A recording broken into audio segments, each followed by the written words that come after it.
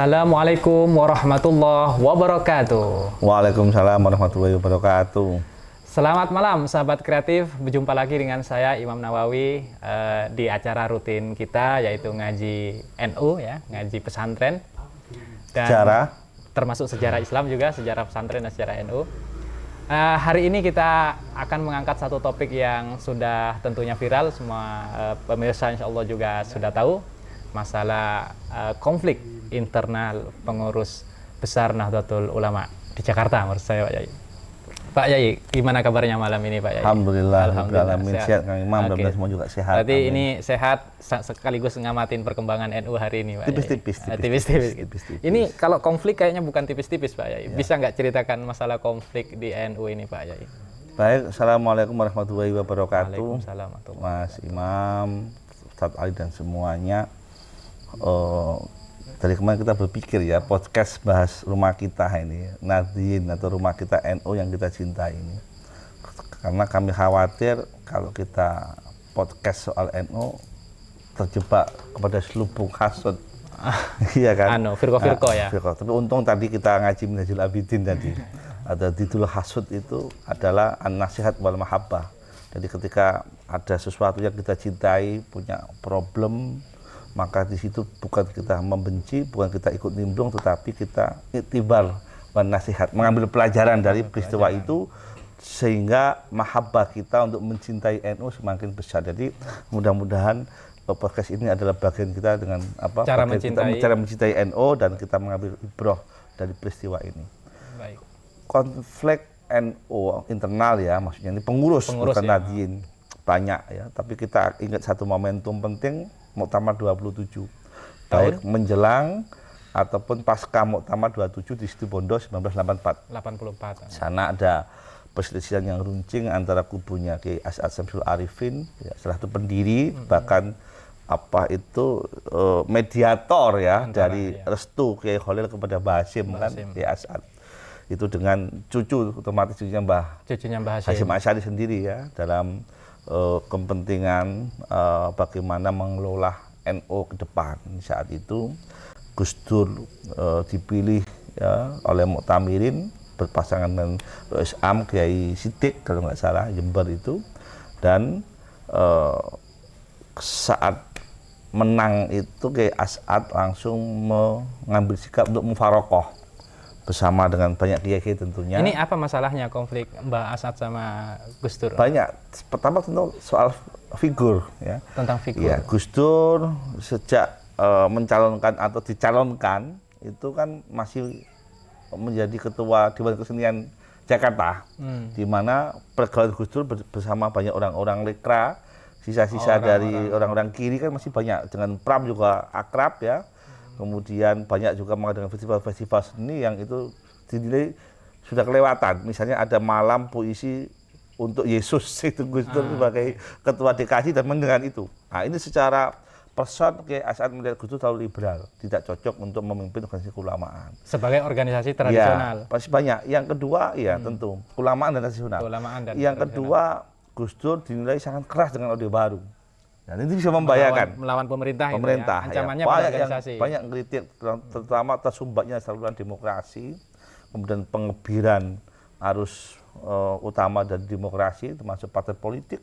Gus Dur sangat-sangat tajam kritiknya, dan ini berseberangan dengan kelompoknya Kiai As'ad yang cenderung kompromotif ya, maksudnya kompromi ini bukan pragmatis tetapi juga strategi supaya kompromi dengan orde baru, supaya agenda-agenda NU ini bisa terlaksana dengan baik, dan itu beriringan dengan pemerintah. Sementara Gus Dur mengambil sifat civil society, subversif yang menjaga jarak dan melawan. Dan ini membuat Kiai As'ad mufarokoh.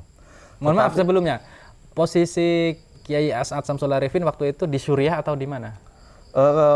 Tentu sebagai seorang sepuh, ya mustasyar tentunya. Oh, dia mustasyar. Ya, kalau nggak salah mustasyar.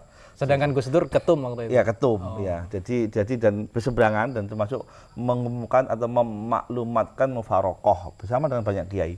Nah, tetapi ini kan permasalahannya dalam soal tentang bagaimana merawat NU, bagaimana menjaga roda organisasi, dan bagaimana soal kepemimpinan. Saya kira meskipun setajam itu, akhirnya islah itu kan terwujud, dan pada akhirnya kita tahu Kiai As'ad tetap sampai di ujung akhir hayatnya almarhum adalah sebagai Mustasar PBNU. Artinya ini kan gesekan-gesekan yang saya kira pintu islahnya masih sangat-sangat mudah. Oke, saya simpulkan Pak ya, berarti konflik tahun 84 itu tidak sampai pada pemecatan secara administratif gitu maksud saya, tapi sebatas mufarokoh kultural. Sama juga dengan di Jombang tahun 2015 kalau nggak salah ya.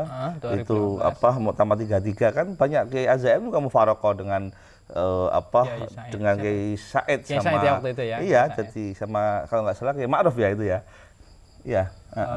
Ya intinya ya kalau nggak salah ya, Kiai Said kan ditolak dengan kelompoknya Gus Zaim kan. Jadi sudah banyak mufarokoh. Tetapi kemudian pada akhirnya waktu yang mencairkan, karena memang ini adalah perbedaan yang menurut saya bukan yang terlalu prinsip ya. Oke. Artinya pintu-pintu rekonsiliasi sangat-sangat sangat-sangat lebar untuk cepat kondusif. Baik, sahabat kreatif, berarti kita sebagai generasi milenial, Gen Z, Gen Alpha tidak perlu terlalu kagetan konflik antara ulama di organisasi kita itu dinamika para ulama ini sangat panjang itu ya, sejak era Orde Baru. Jadi hanya saja masa dulu berujung pada islah. Dan sifatnya mufarokoh saja. Saya mau minta pendapat Pak Yai, bagaimana kasus hari ini? Apakah ini sesuatu bid'ah yang baru atau ini ada jejaknya, ada akarnya pemecatan kayak gini, ada sejarahnya, atau ini sesuatu yang baru ini? Iya, tadi saya mengatakan bahwa dinamika tadi. Saya khawatir ini masuk ke dalam belenggu hasud dan suudon. Makanya tadi kita diingatkan bahwa fa'innal ghalibaz zonni tajri majrul ilmi fi mawadi' kan gitu. Kekurangan informasi itu membuat kita jadi gampang untuk suudzon dan kemudian kita hasud. Nah, tetapi sekarang informasi yang diberikan oleh Surya dan Rois kepada kita dipublikasikan, apakah kita layak ragu? Itu kan juga persoalan lain. Karena ketika dipaksa mundur dalam waktu 3 hari atau 24 kali 3 atau diberhentikan, itu sore sekali. Dan pelanggaran beratnya jelas ya, dituliskan adalah terkait dengan jurnalisme, yang kedua adalah tata kelola keuangan, sehingga ini dianggap mencemarkan nama baik organisasi atau marwah Nahdliyin. Yang kedua, kita tahulah perjuangan NU sejak Hadithus Syekh sampai hari ini tentang Palestina, jadi dianggap menodai, dan itu ditulis setelah sore. Satu sisi ya, kita juga ingin tahu klarifikasi sebenarnya apakah benar, kan kita nggak mendapatkan itu ya. Satu sisi tata kelola keuangan, apa iya, saya ragu. Kami pahamlah para kiai-kiai yang ada di PBNU, saya yakin orang yang sikoh dan amanah. Tetapi Rois Surya, apakah pantas kita ragukan pernyataannya? Itu juga kita terjebak kepada akhirnya kepercayaan atau tidak. Tetapi sekali lagi boleh jadi informasi yang sedikit akhirnya kita menekan-nekan sendiri. Oke, baik, dari satu firqah ya kita melihat bukti-bukti yang sudah jelas itu. Terus bagaimana pandangan bukti yang disuguhkan oleh kelompok masyayikh kita di Surya dan Rois Am. Apakah kita layak ragu? Apakah kita layak mempertanyakan? Di satu sisi menurut saya ke ujuk-ujuk ya, gitu loh. Idealnya menurut saya kalau memang itu ada tuduhan pelanggaran berat ya, sedikit kita ngaji ADRT. Kalau kita ikut Perkum ya NU di Perkum 13 itu kan, setidaknya kalau memang itu tetap diakui atau dinyatakan melanggar berat karena dianggap merugikan nama baik organisasi dan merugikan secara material, maka apakah prosedur seperti itu ya? Jadi saya membayangkan idealnya adalah kalau mau kita lihat adalah kalau memang dituduh pelanggaran berat, itu nggak main-main loh ini keuangan. Seandainya memang keuangan ya, datanya ini benar, valid, iya, maka harusnya ini kan tuduhan ini dibawa ke majelis tahkim, kan diadili dulu. Oh, berarti menurut peraturan perkumpulan NU ada mekanisme penyelesaian konflik, yaitu majelis tahkim. Melanggar berat ya kan, maka dituduh itu berhak ketum untuk memberikan tabayun, memberikan bukti-bukti kan ketika, dan begitu juga para Suriah juga adu bukti. Oh, berarti majelis tahkim ini ibarat pengadilan gitu Pengadilan. ya? Jika ada pihak yang berkonflik baru dinyatakan bersalah. oleh pengadilan tadi. Itu pun tidak langsung bisa dipecat. Walaupun oleh majelis tahkim sebagai pihak pengadilan dinyatakan bersalah, salah satu pihak itu tidak langsung dipecat. Ada mekanisme lain nggak? Iya, karena ini kepemimpinan di NU itu kan Suriah dan Tanfidiyah satu paket ini. Nah, maka harus ada pleno. Rapat pleno gabungan Suriah Tanfidiyah. Dan itu ditandatangani oleh lengkap. Nah, jika memang itu di dalam masalah teknis tidak lengkap karena satu hal yang menjadi pihak yang tertuduh, maka bisa diganti oleh wakil ketua. Kayaknya berita-berita belum ada, rapat pleno. Nah, belum ada, makanya saya anggap ini terburu-buru ya. Tetapi memang jalan mungkin punya perspektif. Nah, kita kan memang tadi itu hanya menekan-nekan ya. Mungkin karena dirasa ini sudah mendesak mungkin. Darurat. Ya, artinya mungkin diputuskan dulu baru pleno. Nah, gitu. Idealnya darurat tubihul mahdurat dalam kaidahnya gitu kan. Betul. Harusnya kan pleno dulu. Baru dipecat. Ya kan?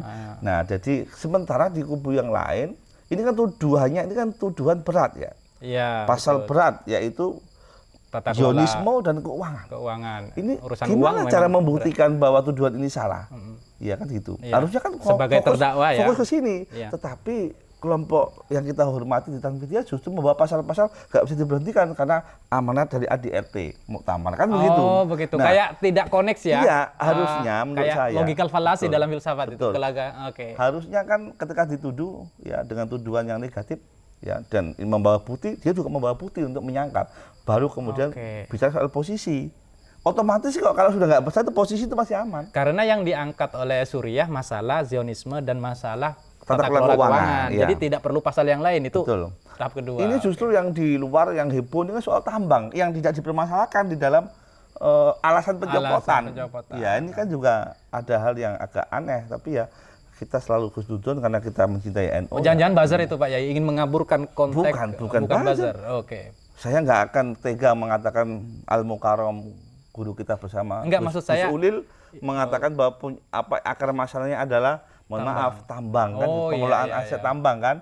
Iya kan. Jadi kan Gus Ulil sebagai juru bicara Gus Yahya kan jelas itu. Nah, jadi ini malah masalah tambah yang lain itu. Nah, masalah yang di luar di Tempo juga Pak Mahfud MD juga kok ini malah masalah tambang ini gimana ini? Padahal di situ nggak ada pelanggaran itu.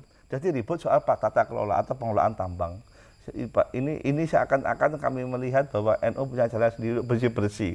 Ya jangan main-main dengan hasil perut bumi kan. Itu kalau tidak memang kita kecepatan panasnya. Ya mudah-mudahan kita semua selamat. Amin.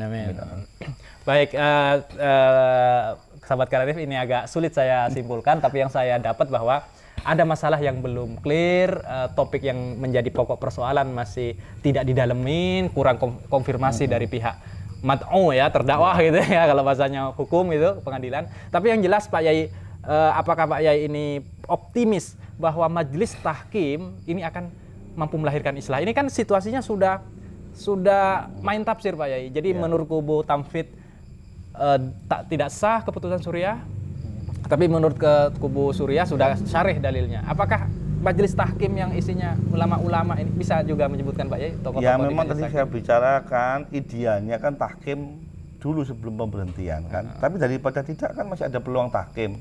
Ya siapa tahu bisa diilgo atau dibatalkan kan. Tahkim prosedurnya ini harus dilewati tahkim dulu. Setelah tahkim selesai baru pleno kalau memang itu benar-benar tujuan itu benar kan atau dianggap benar. Tapi kalau bisa mematahkan dan itu tujuan itu kan nggak sampai pleno. Nah saat ini yang terjadi adalah sedikit mohon maaf ya agak dianggap kisruh karena memang prosedurnya menurut saya terburu-buru semua. Nah, saya nggak tahu ada apa ya, mudah-mudahan kita menemukan cara yang sangat tepat untuk masalah ini. Apalagi kemarin 29 November para suyuh kita, masayikh kita sudah turun tangan di pelosok ya untuk menunjukkan islah. Meskipun islah ini juga macam-macam ditafsirkan ya, bagi kelompok yang sebelah islah ini adalah islah ini adalah supaya bergabung kembali antara Gus Yahya ya dengan Rois Am. Berarti seruan sementara yang dari kelompok yang sebelah ya islah adalah untuk mempertegas keputusan Rois Am sama Suriah. Itu islah maksudnya, mempertegas. Jadi Baik. keputusan sudah diambil, maka legowo dan berangkulan mundur baik-baik. Jadi tetap tafsirnya yang saling menguntungkan pihak kubu masing-masing. Jadi dan ini, tetapi berarti seruan islah ini masih sifatnya kultural Pak Yai, kiai sepuh yang bergerak. Dan memang cuma kultural, moral memang, dan makamnya kiai sepuh harus di situ memang. Ya, tetapi kan jalan organisasi ini kan punya ADRT, punya manajemen, punya teknis, punya aturan-aturan, dan itu saya kira harus diikutin. Meskipun secara secara fenomena kalau orang konflik itu ya jarang pakai pasal-pasal ayat-ayat. Yang kuat yang menang kan gitu. Yang dekat dengan pemerintah dia yang menang itu kan. Ya. Semoga nggak terjadi di NU. Nggak terjadi. Saya khawatir langsung main di Kumham dua-duanya. Sehingga kita makin ricu. Jadi ini adalah, mohon maaf para pemirsa, ini juga bagian dari kita mencintai Nahdien, kita bicara dan kita berdoa semampu kita, sekuat kita memberikan pikiran untuk jalan tengah supaya kembali kepada persaudaraan yang hakiki. Amin. Mohon maaf pemirsa, sahabat kreatif semuanya, saya tidak bisa banyak memberikan komentar, tetapi yang jelas kami masih melihat secerca harapan islah ini masih bisa terjadi baik melalui jalan kultural maupun di jalan aturan-aturan perkumpulan kita ya. Insya Allah. Jangan sampai islah ini dihasilkan oleh yang di pengadilan ya, jangan sampai ke dunia pengadilan. Terima kasih, semoga bermanfaat, semoga harapan kita bisa juga terkabul, kita melihat kehidupan warga Nahdien, bangsa Indonesia dan negara kita menjadi maju dan harmonis. Sampai ketemu pada kesempatan berikutnya, sahabat kreatif. Wassalamualaikum warahmatullahi wabarakatuh. Terima kasih Pak Yai. Sama-sama.